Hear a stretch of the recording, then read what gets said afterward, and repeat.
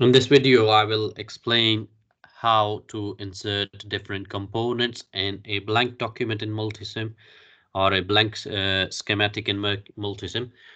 So I will most of the times I do it is I right click, and there's lots of ways actually you can place a component. Well, I right click, place component, and I have opened up a menu from which I can select component.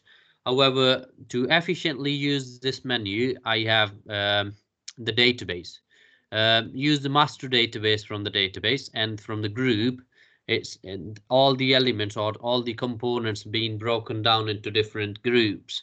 So if you want to search, it's the best option. You can use all groups, and then in the component menu, you can search a resistor um, or anything, or an inductor. So you can see that's a resistor. You can place, you can select that one, OK, and then straight away put it on. So that's a resistor of 1K. And then let's say an inductor. You will have a rated inductor. Just put it in the, and so on. You can put capacitor.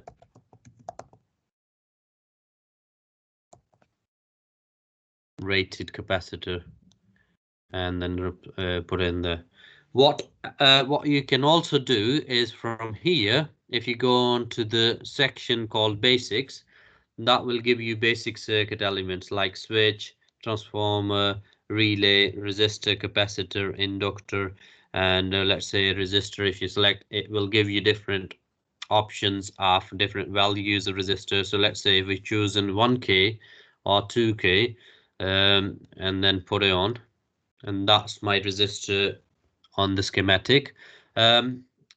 Instead of choosing from here, what I could also do is double click on the resistor, and I can select a value 1K from there as well. I can change its label to R1 or R3 or resistor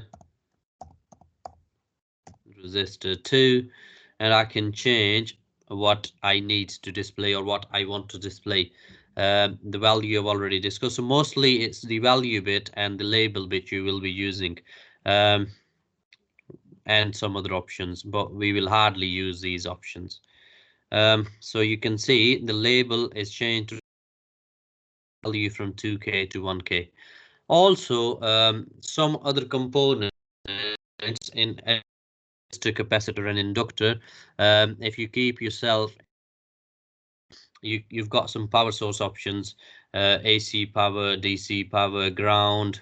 These are some values which you normally put. So let's say DC power, and I've put DC power, and I will be able to double click and adjust the values of the power from 12 to let's say 20 volts, and label it as in a DC battery, let's say.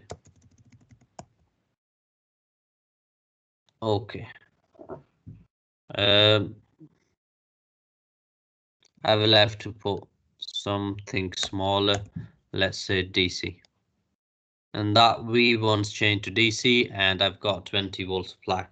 I can then use any other kind of the component. Let's say I want transistor. This menu is for transistors. I have TTL, logic gates, and or not gates. I can use this one, and so on.